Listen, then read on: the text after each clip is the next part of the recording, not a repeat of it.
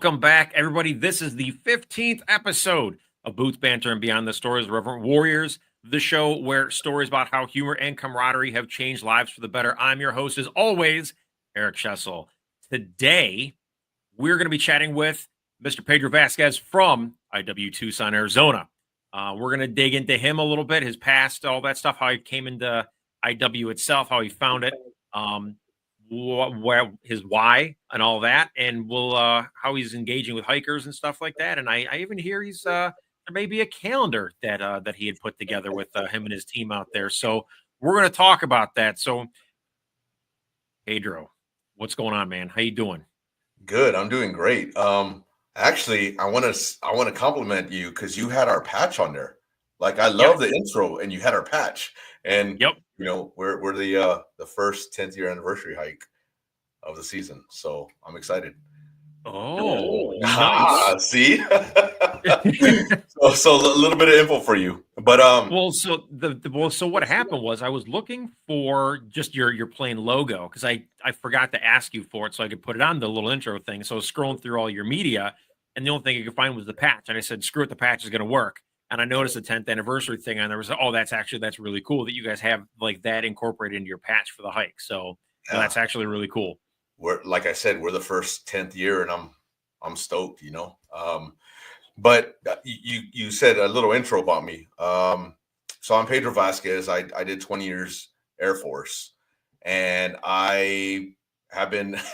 No, I know. I mean, you see my war room, and you know, you got the Thunderbird stuff there, and some A-10 stuff, and all kinds of stuff going around. But nice. I did 20 years active duty Air Force. I retired 6 years ago. God, I'm almost 7, and it's just flying by. You know, it's like, what in the world? But you asked how I stumbled upon this. Well, I was supposed to go to the hike several times the past 3 or 4 years, and something always came up. And then this past year, I was able to do the hike in October, and I had asked Luis if he needed help, and Luis Vasquez, no relation. We just happened to, you know, get in contact, and I was asking him for help, and kind of became part of the committee with him.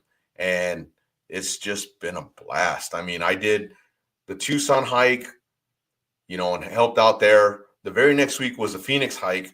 And then I went to San Antonio on a business trip, and the San Antonio hike was that weekend as well. So I hit up 3 hikes within a matter of 3 weeks. And ever since then, it's just been phenomenal. Like, I've met a lot of people, done quite a bit of things. We've been doing some, you know, outreach coming this week, where, you know, or just yesterday and the day before, we were at the Tucson Roadrunners game, just kind of in Silkies, and everybody's making fun of my chicken legs, but who cares, right?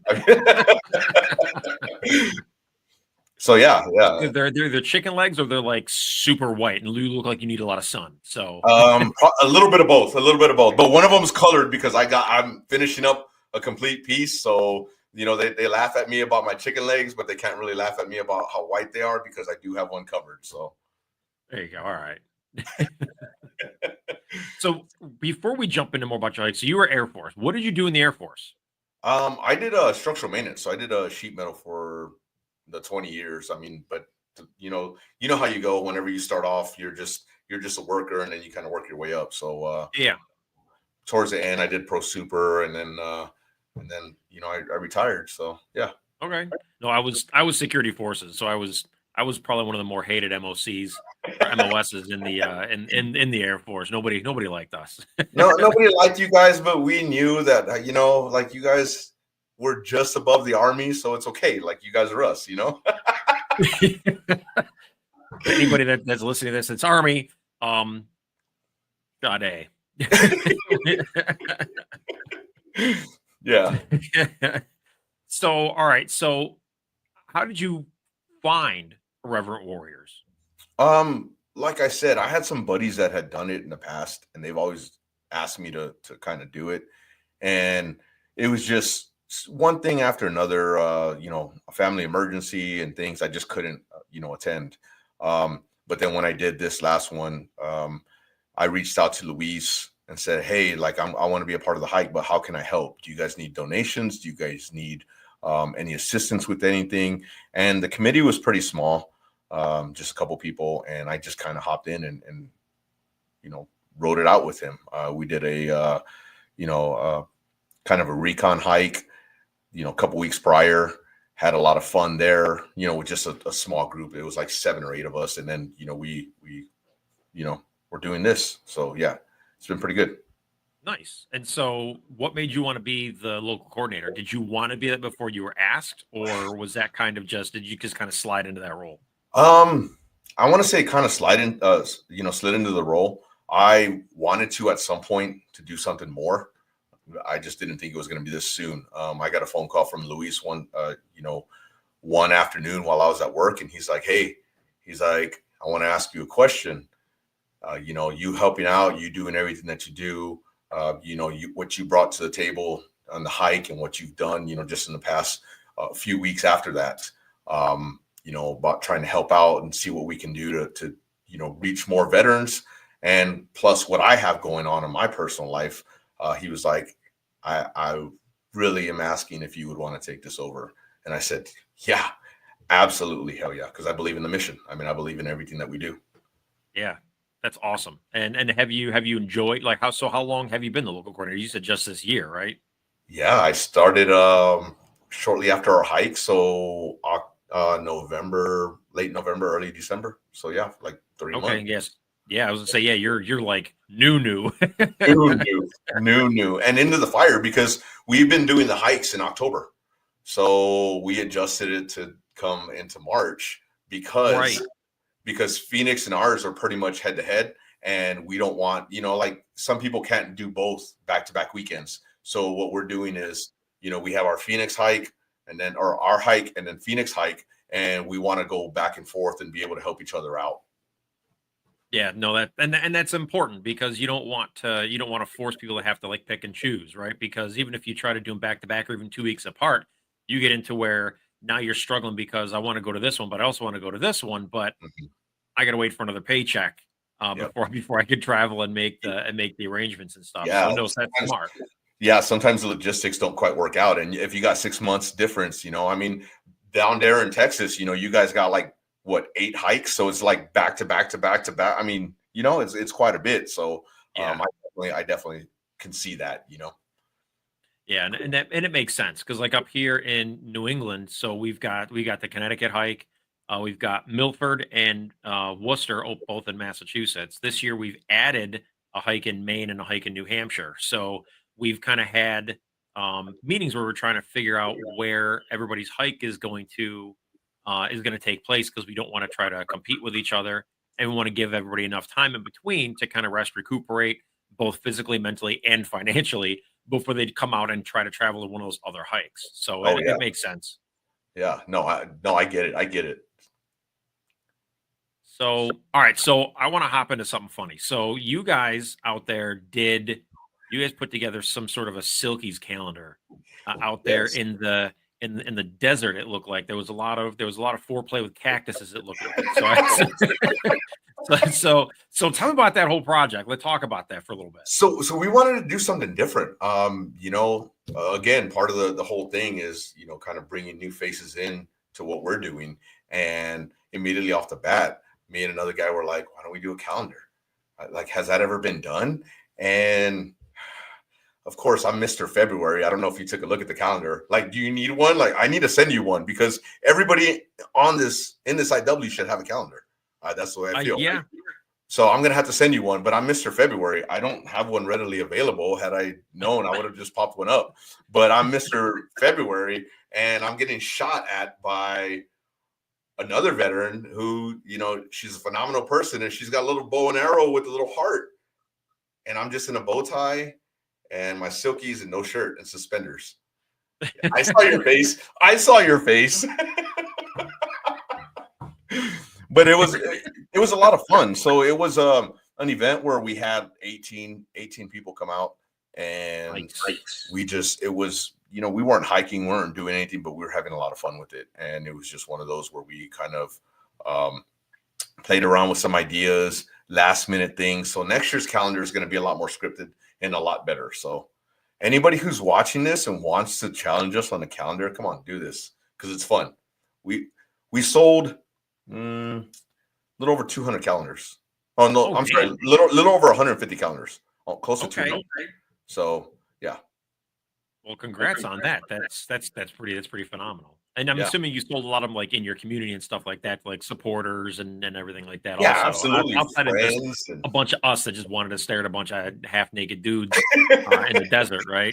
Yeah, I mean, you know, a lot of the guys are, you know, good looking guys. So here we are. You know, we sell them out to whoever wants one. I mean, the other day at the Roadrunners game, the guys were trying to get me to kiss a calendar for a lady that bought one, and I was like, "Whoa, calm down." I'd kiss the shit out of a calendar, man. If I kiss this calendar, you're gonna buy it. I'm done. I will sign it with my rear end. Put lipstick on it. I was like, not gonna do that because I already know where this is gonna go. Like, it's gonna be all over the web, as if I'm not already, you know. Right. Well, you know, hey, with what is it? With great fame comes great responsibility. So you got to take that. Yeah. Well, you know what? The calendar next time. $20 is $20, right? Right. That's what I'm saying. Like we got bills to pay. Like yeah, if I gotta kiss a calendar, if you give me $20, then that's what's happening. So I will definitely get your address so I can send you one so you can promote it out there on your podcast and just continually say like, hey, you know, if Tucson can do it and Tucson's, you know, the one, why can't everybody else? Well, yeah. I mean, and they got to be a bunch of fun to put together and stuff. So, oh yeah, having 18 people, that's a good amount of people to put that together. Yeah. It was logistically a nightmare because we had to find a location and, you know, get the sun right and everything else. So it was like perfect timing. And then we took too long on the first couple of pictures. So everything else was rushed. So it looks good, but trust me, it was rushed. Like, hey, everybody get your asses over there. We need to set up for this one. And then we need to do this one next. And then here we are with this one. So yeah, but it was fun. So you did everything all in one location. You guys had one set location and you just shot everything right there. Yep. And that's why this next one's going to be a little different because I'm not going to tell you what we're going to do because then everybody's going to see our, you know, our good stuff, you know? But I mean, if you want real competition, you want an even playing field, right? I'm not going to give out my secrets. First, you got to come out with the calendar and then maybe we could share some ideas. So there you go. That's my challenge to you is you need to come out with the calendar for Connecticut.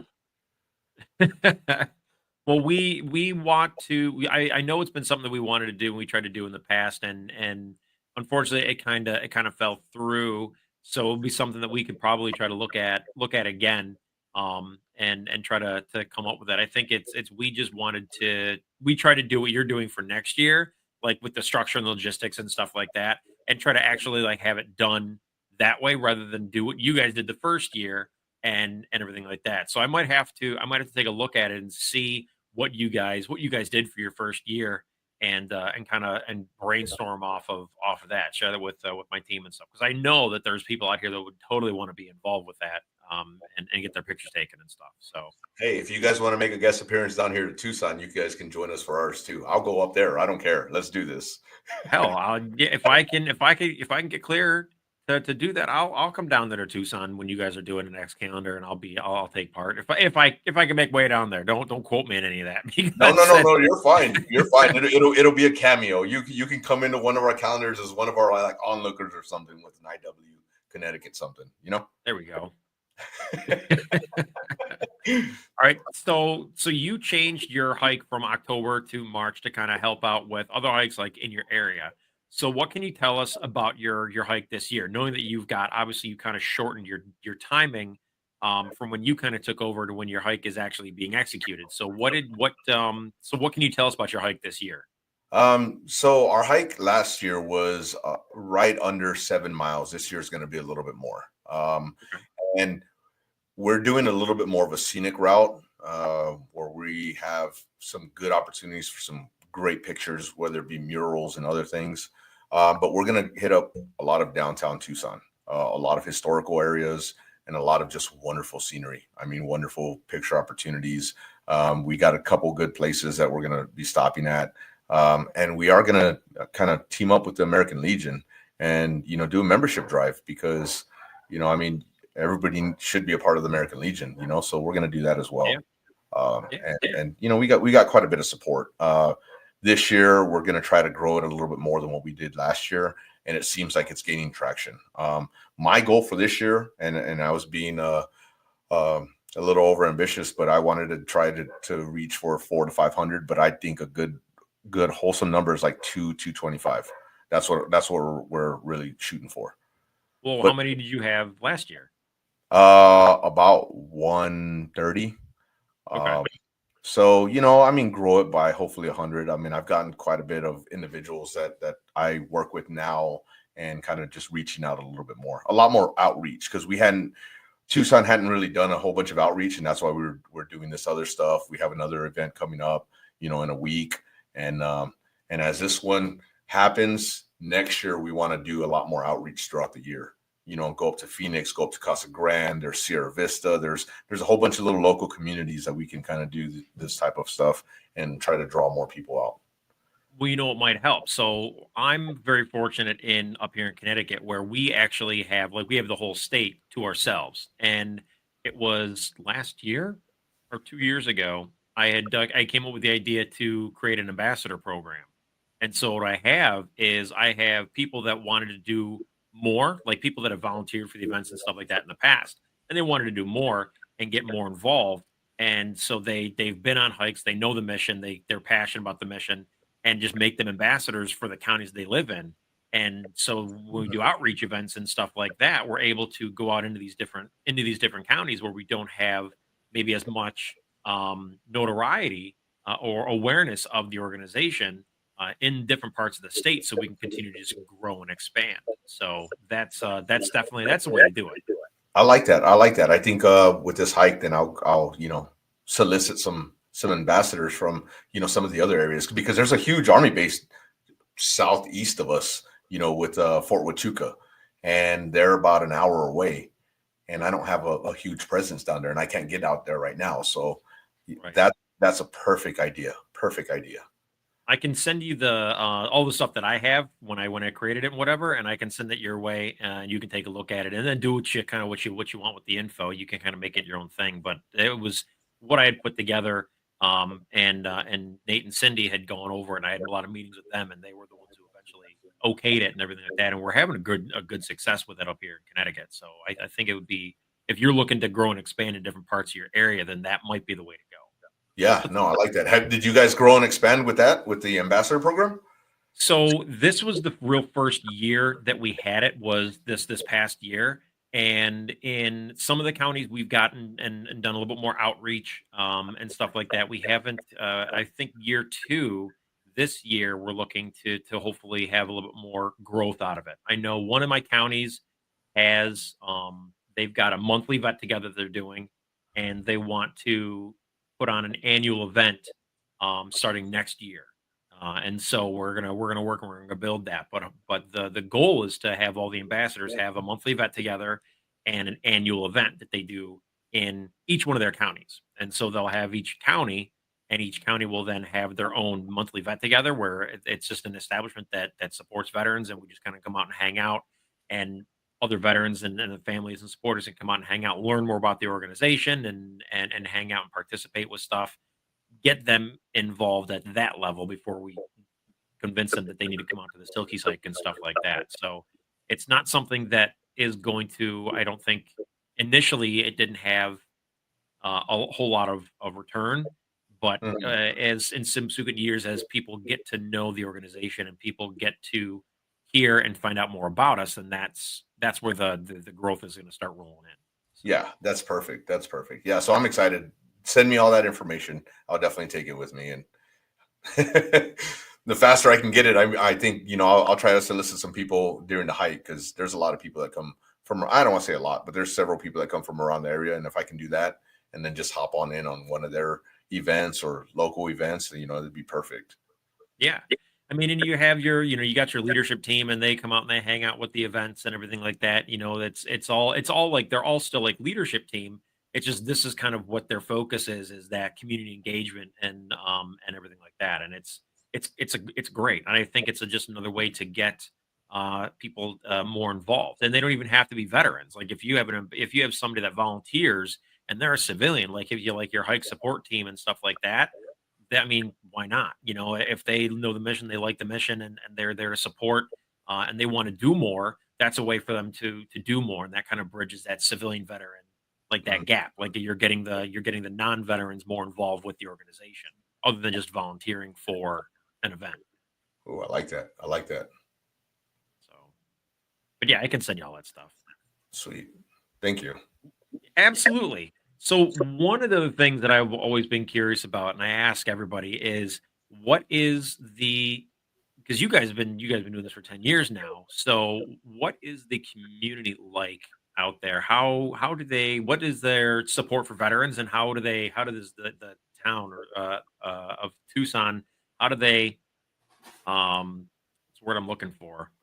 How do they show appreciation for the veteran community? Like, do you guys have struggles and stuff like that, setting up the hike and whatnot, or So there's a large military influence here. You have Davis Mothin, you have a guard unit that's here, you have Army National Guard that's here, and then the Army, down in Fort Huachuca, which is about an hour away. Plus, then you also have a major Air Force base in Luke Air Force Base in Phoenix, yep. and they love us. They absolutely love us here. But I don't think that they quite know about our mission or what we do.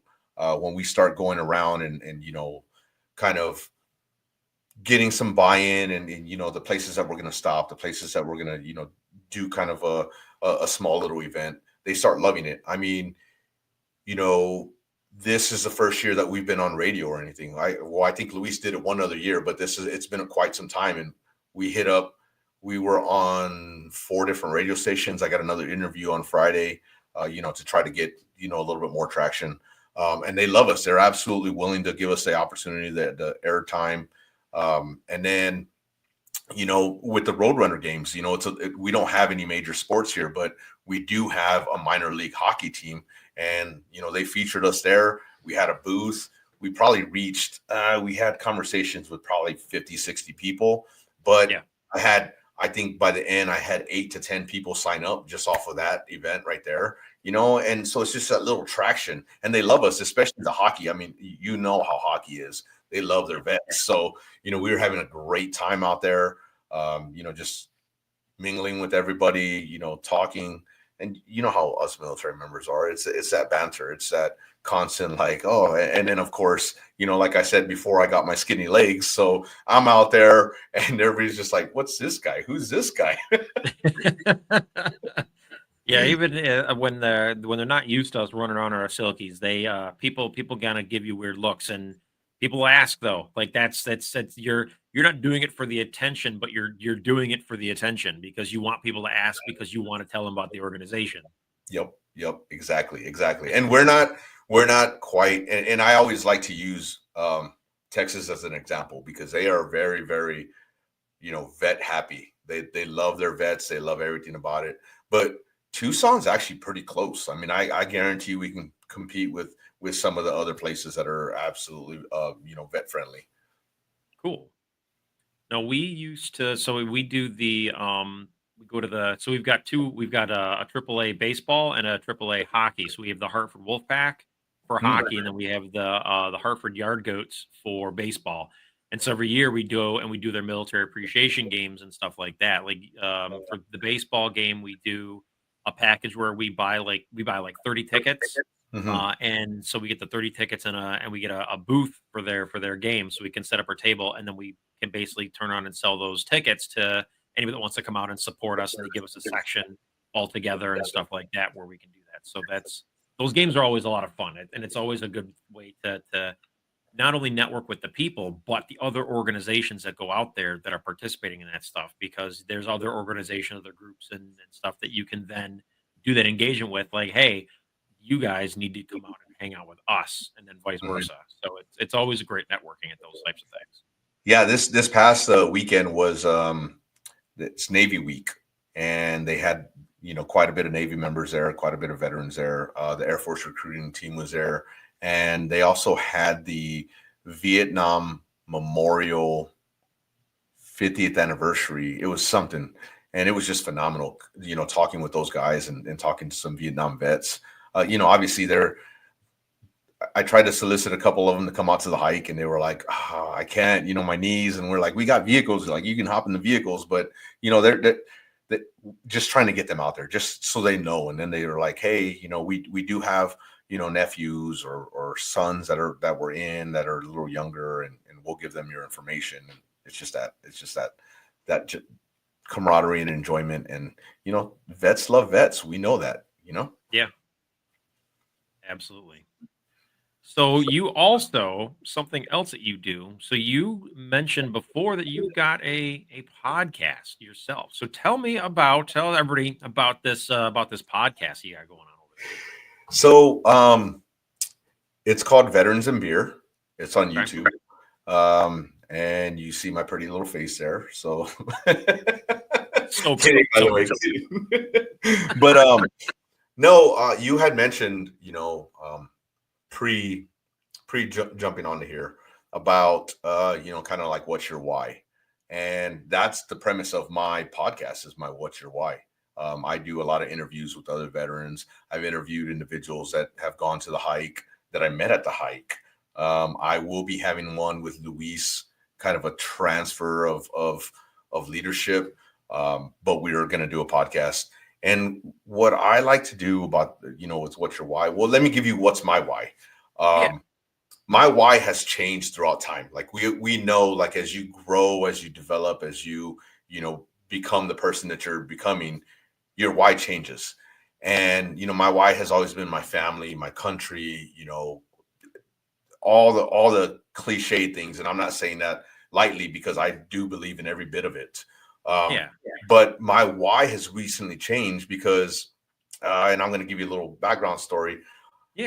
I was in school, and I had to brand myself or market myself. And my professor was like, I think you should do a podcast or vlog. And I started doing it and he loved it. And as we were finishing up the class, he gave me feedback and said, hey, I think you would be great to start your own podcast. And my podcast was veterans or beer, barbecue, and bullshit. So like you just sit there and bullshit while you're eating barbecue and having beers with veterans. And then I did about 8 episodes. And then I had a buddy of mine and this goes to this why and why I'm doing this now. And why I'm doing this, the leadership and IW and everything. He gave me a call in the middle of the night, and I didn't answer the phone call. And I kind of got busy, and I meant to call him back. And about 3.5 weeks later, while we're here, so he committed suicide. And, he was an Air Force veteran that I was with, that I knew for a while. We'd call him Big Country. He was just a big old country boy. And it literally kicked my ass, and I had to kind of reel myself in and kind of break away from a little bit of what I was doing. Then I stopped the podcast for about, a year and a half. And then on December 31st, I just decided I want to do it again. And it's grown and it's gained traction because of it. But it's because of why I believe what I believed in that I started doing the podcast again. And then IW comes around in October. So this was December 31st of 2023. And then 2024, October, I'm in IW. And I mean, there's some pretty emotional times doing the hike, talking to people. In the Phoenix hike, we stopped in front of the Veterans Memorial. And, even in San Antonio and here in Tucson, we sat there and we call out names of individuals that we lost to suicide. And that is a very, very emotional time for me, because I've lost several people, but most recently this guy. And he's a good friend of mine. Like, we talk on the phone often. And so this is why I'm doing this. This is why I keep doing this. And this is why I'm doing the podcast. Kind of a tribute to him, but also like as military members, and if you do any amount of service, 2 years, 4 years, 35 years, when you get out, it's a whole different world. You kind of have a loss of identity from what you were in the military. Those of us who did a lot more feel it a lot more. But, throughout anything, you feel that and you kind of get into that depression state. I mean, I did, after doing 20 years, I come out and I didn't know what I was or who I was. And that helped shape and form me. And that's why I'm doing this. That's why I'm doing my podcast. I mean, I would love to give you an interview at some point. I know you're doing my interview, but like a podcast, like you and I doing my podcast, because it's important to me, and it paints a picture for you. And I had some great feedback from several individuals who, I served with their dad, or I'm really good friends with their dad, and their children and their significant others reached out to me and said, "Hey, what you're doing is great, because I don't know this side of my dad, and you bring it out you bring it out of them. And I didn't know that he did this, and I didn't know that he traveled here, and I didn't, because we don't tell our kids, we don't tell everybody when it's veterans one-on-one talking, having a good time. We know what we did. We all kind of talk about it. Even my kids were like, "Dad, you did this. Dad, you've done this from listening to my podcast." So that's what I want to do. It's kind of leaving a legacy for the families, as well as knowing what ticks, in them, and knowing what brings out, the great in what we do. Well, yeah. And I mean, and it's funny that you mentioned that family members like would approach you and say, I didn't know that it's, my significant other, my dad or whatever had done all these things. It always goes back into the, like, we don't really like opening those old wounds to people who may not understand, right? Like, because who understands veterans better than veterans? And that's the veteran, right? And so opening up to people who may not understand is really difficult, because of they of that fear of not being understood and not being accepted because of the things that we had done or experienced, and stuff like that. So no, so kudos to you for that podcast, because that's super important to get those stories out there so people can hear that stuff. Yeah, I'm getting chills, because I really appreciate that. That I'm going to give you one other little testimony to that. Sure. I see somebody at the vet center, which, by the way, we're going to have the vet center at our hike. They're gonna be there and kind of give out brochures and kind of help out where they need to help. But I see somebody at the vet center, and that individual at the vet center, I had that person watch my podcast, and she's watched several episodes, and she knows somebody off of one of those episodes. Didn't even put it together, and told me that they had never seen the person that I interview as open and outgoing as what I had them on that. And that made me feel great, because knowing that, I know this person personally, and I can have a great time with them, but when he's, elsewhere, maybe he's not as open or outgoing as what he was with me. And that's what made it really great, is that I want to draw that out so that their family and their friends and anybody else can see this and just appreciate it and understand. Absolutely. It reminds me of I was doing a slight remodel in my bathroom, and I was doing repainting, and so I had to go over to it was at Lowe's, and I was picking up my paint, and the guy that was the mixer that was there saw I was wearing an IW. I think I was been wearing my Whoopee hoodie, and he was like, "Reverent Warriors." So what is that? And so I gave him the mission, and then what we do and everything like that. And he said, "Do you have any contact info? Because I have my son-in-law. He was Army, and he's not he's not really doing so hot, and nobody can really, like, he won't open up to anybody. Nobody really understands what he's going through, and then because he's not talking to anybody, and so we're trying to get him to go to therapy, or we're trying to get him to just open up and talk and stuff like that." So I immediately, like, because I always have this stuff on me, I immediately dug in my pockets, and I pulled out my personal IW card, and then the regular info card, and I said, "Here, take these." I said, look up and do some research on who we are as an organization, and then give that stuff to him. And if he has questions or concerns or anything like that, he can call me anytime he wants, and I will absolutely talk to him and help him out. And if he can come out to one of our events, he can come out to a Silkies hike. He might find that that healing through the human camaraderie that we offer and stuff like that, and that just might help that guy out. And so like his dad or his father-in-law, like he and we talked for like an hour, just right there, standing there at the counter about that stuff. And it broke my heart because we don't know how many of us are out there in that same situation that are struggling, and all that stuff. And so for you to be able to talk to these guys and get them to open up and share things they haven't really shared with anybody else, phenomenal, dude. That's on point.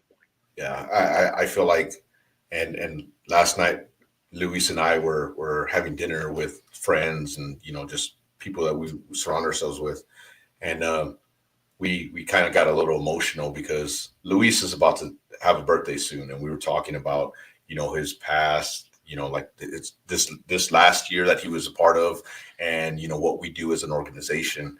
And he got choked up, I got choked up, and I was like, I wholeheartedly believe that we're here to do something and to help out as much as we can.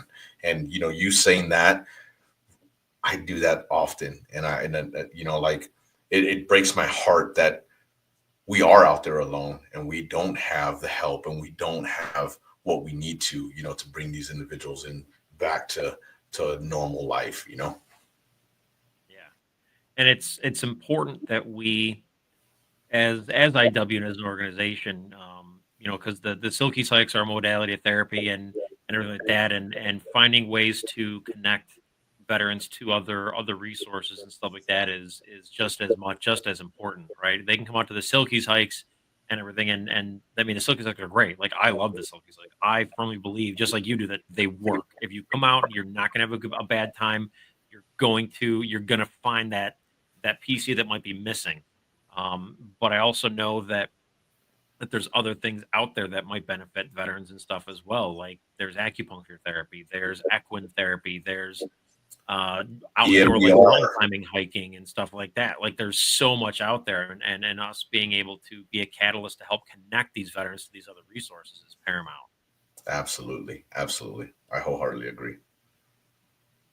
Well, since we're kind of doing the sappy stuff here, one of the last questions I have is that if you were talking to somebody, you're either at like one of your vendor events or you're just kind of out and about and somebody asks you about the organization, or they were on the fence about coming out to the Silkies hike or anything like that, like what would you say to them to convince them to come out and be a part of what we do? I just had this conversation last night at the hockey game, because the individual was like, well, how do I know what you guys really do? Or, and you give them the mission statement, you tell them, we're through camaraderie or through, humor and camaraderie, you do the whole spiel. Right. But then we started talking and I started asking him about, what he did in the military, where he deployed and, how he felt when he came back. You still are prideful, but how did you feel when you got out? And he said, like, I kind of felt a little lost. And I was like, yeah. I was like, the majority of us that are doing this feel lost. But when we come into this environment and we have individuals, because you probably work in a corporate location where there aren't very many veterans, and you don't get to have that full talk of, the brethren or brothers in arms and have that fun and that banter. But when you come here, you feel like you're a part of something again. And you feel like, these people are the people that I connect with. And that's what I told him. And he was like, wow. And, that's what it is we all in these hikes have felt a little bit of, whether it be a little bit or a lot of a disconnect, when you get out of the military. And Brian, hey, come on over. Just come over to the dark side just for a little bit, please. Just for a little bit. You don't have to stay. Yeah, we have cake. You don't have to stay for the whole thing, You know, like if you're not feeling it, I understand.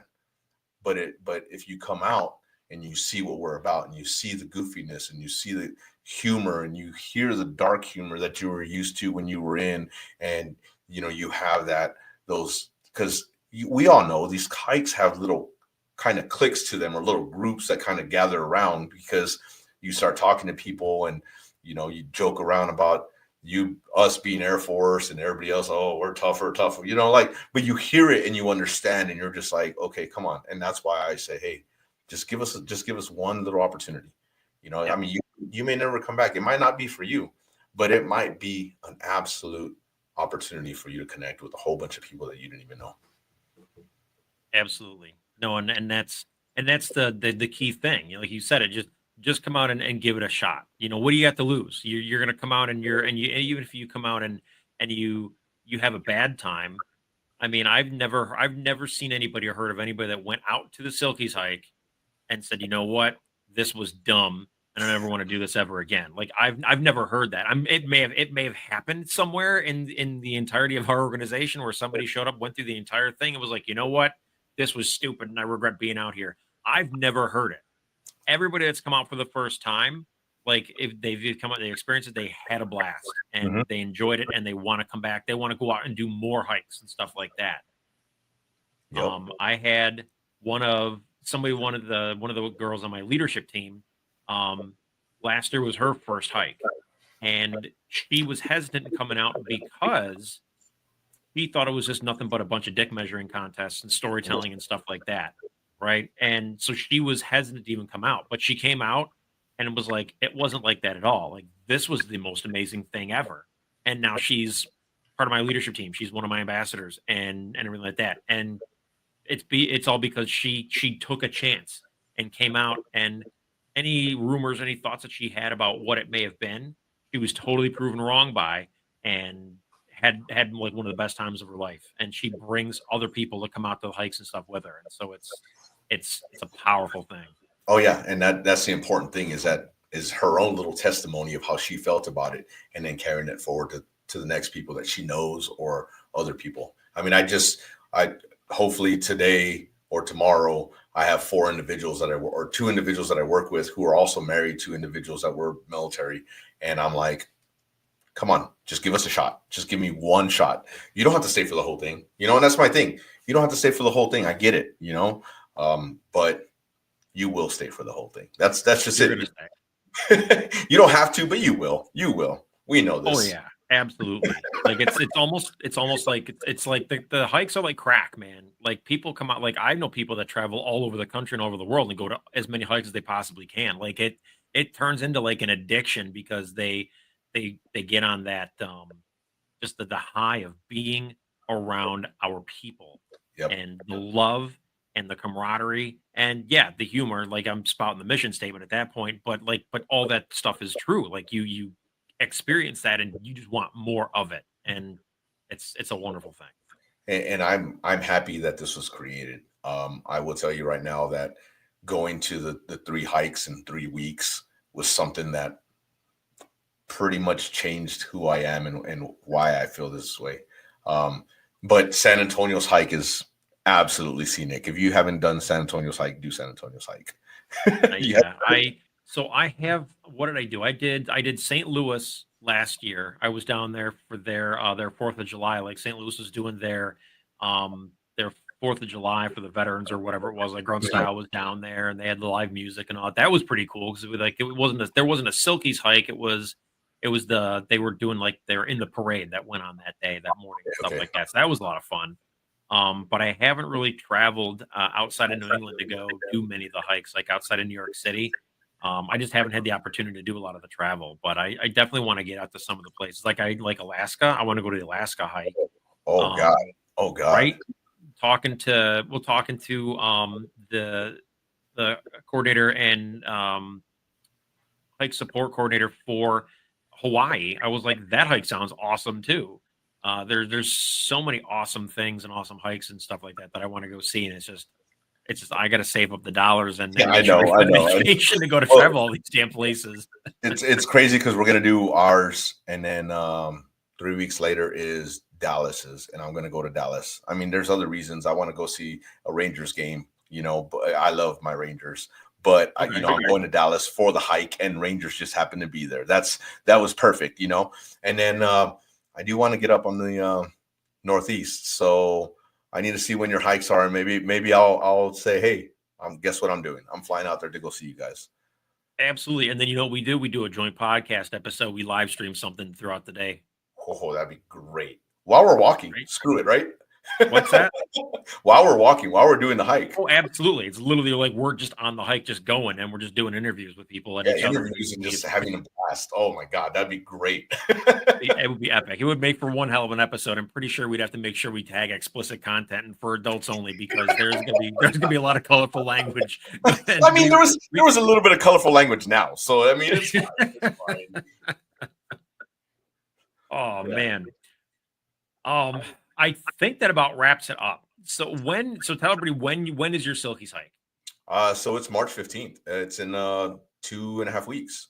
Yeah. So this is gonna air that Monday of your hike. So we can't say 2.5 weeks. So this is gonna air the Monday of your hike. No, less than a week. In a week. Man, why is it gonna edit that out either? Why is it gonna air so late? Fine. What's that?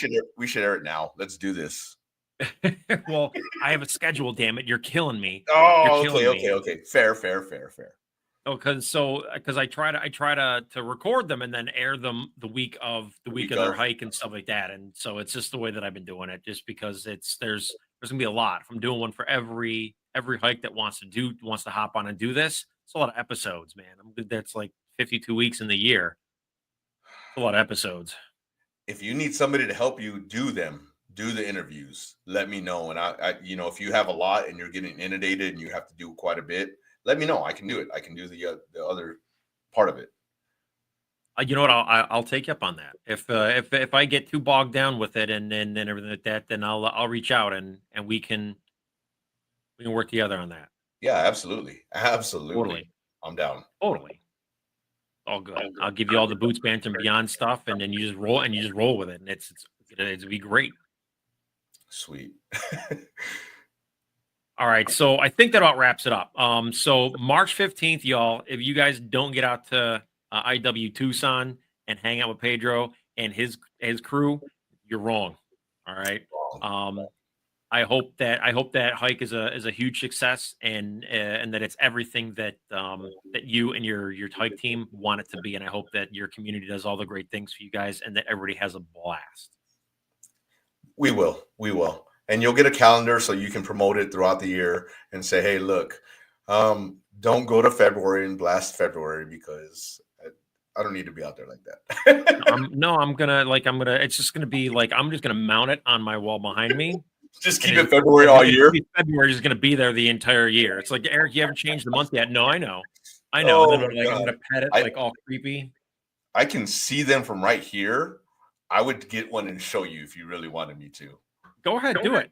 All right.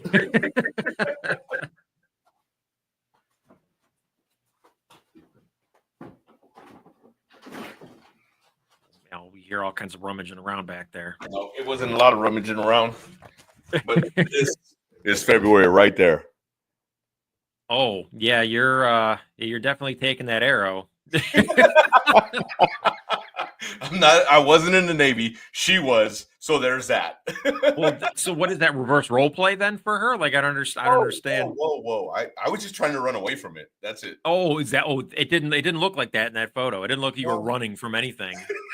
Were you? It looked like you were backing up. Actually, is what it looked like. See, now you're just going. But it was a pretty good calendar. A lot of fun. Nice. And I think there's some good ideas that can be had from it. So we're going to expand on it. I definitely will share those ideas with you, and then you can throw them out there to everybody else. I joke and say, hey, you got to create your own, but no, I love this idea, and I think you guys can grow from it and do many things with it. Well, yeah. I mean, and if you can get more cities and stuff like that in order to hop on, and then now everybody's doing these calendars and stuff like that, and I think it would just be great for the organization as a whole. It's like the sexy firefighter calendar that you didn't want. Like it's just because I mean we're not all running around with 6-packs and stuff like that and carrying puppies and whatnot. So I mean, I got a keg. I'm carrying a keg, so we're good. We're good. You know, close enough, right? Close enough. I think I sold 20 alone. So you know. Right. Well, I mean, looking like you do, I'm not surprised, right? Like you flip the February, but like, yeah, you can't wait to get to February, right? Right. That was a selling point for the couple that we sold at the damn game yesterday and the day before. I'm like, really, guys? Like, come on, just sell it off for y'all's merit, not mine. Come on. Nope. That's man. Selling points are selling points. Like you said, $20 is $20. well, I was also wearing a cowboy hat, so I always just attribute it to the cowboy hat. It's not even me; it's the cowboy hat. Right, because at that point they can't see your face. It's all brim and all that, exactly, and so it's we probably couldn't even tell it was you. The only way we knew was because you told us. Not at all, right? Not at all. No, no identifying marks whatsoever. No. Oh man, and there you have it, ladies and gentlemen. We want to thank Pedro for coming out and hanging out with us today.